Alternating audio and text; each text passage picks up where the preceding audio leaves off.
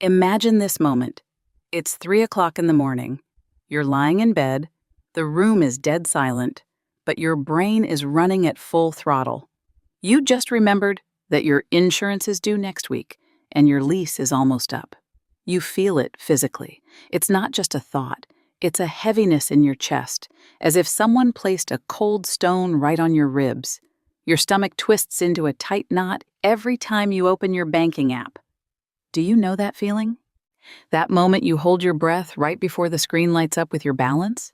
You're not just looking at numbers. You're looking for permission to breathe easy for one more week. Let's be honest. You're exhausted. You're working hard. You're trying your best. You're pinching pennies.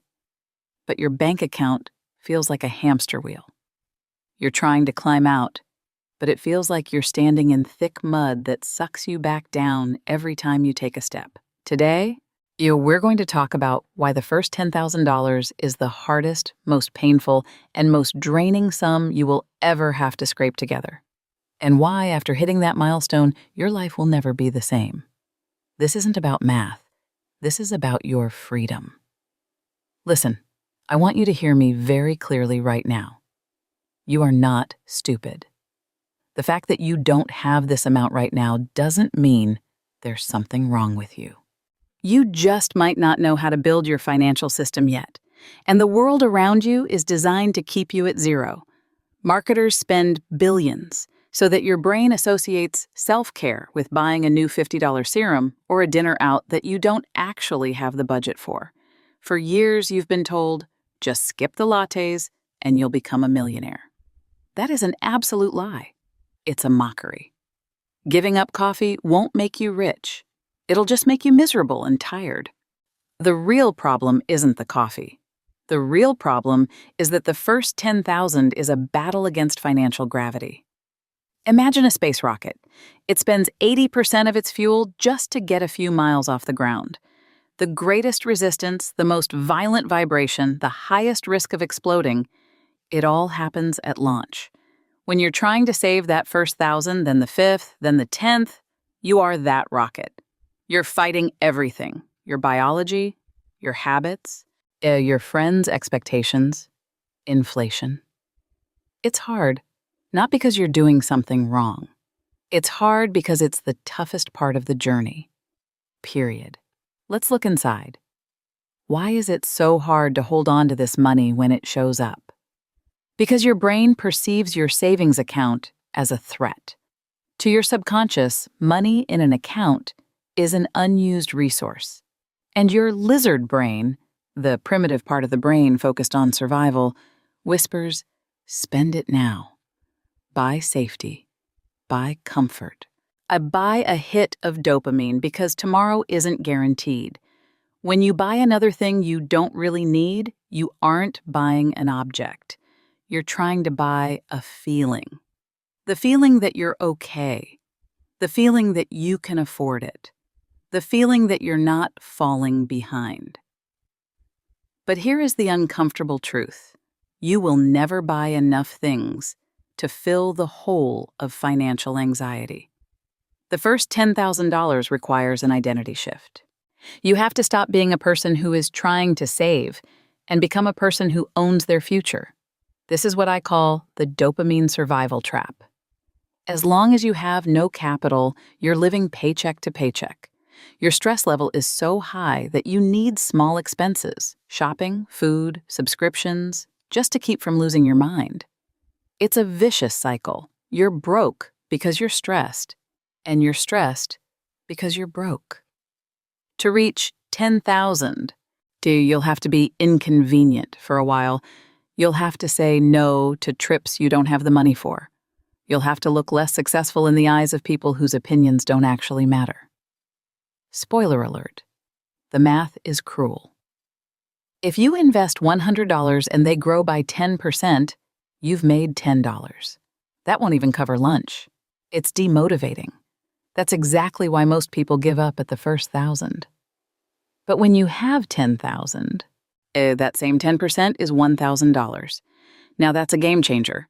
Your capital starts working for you instead of you working for it. You have to break through this ceiling. Not for the sake of the numbers, but so that your brain finally understands. I am safe. I don't have to scramble for crumbs anymore. So how do we do this? No magic, no toxic positivity, a common US term for the hustle culture or successful success narrative. Just you and your reality. First, I stop fighting your willpower. Your willpower is a limited resource. You must be gentle with yourself, but decisive about changing your future. Do it today. Set up an auto pay, an automatic transfer. Even if it's only $20, the money should vanish from your main account the second your paycheck hits. You shouldn't have to make a decision every month. The decision is already made. You are investing in your freedom. Second, implement the 72-hour rule for everything that isn't food or medicine. Your brain wants dopamine right now. Give it 3 days. If after 3 days, you still feel like this thing will change your life, buy it. But spoiler, 90% of the time, you won't even remember that you wanted to buy it. Third, this will be your freedom money. It's not just savings, it's your psychological shield. Do you know how your voice will change at work when you know you have $10,000 sitting in your account? You'll become calmer. You'll become bolder. You'll stop putting up with disrespect from a boss or toxicity from a partner just because you have nowhere else to go.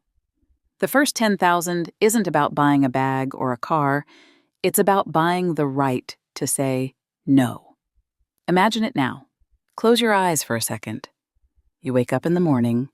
You open your banking app. You see a 5-figure number there.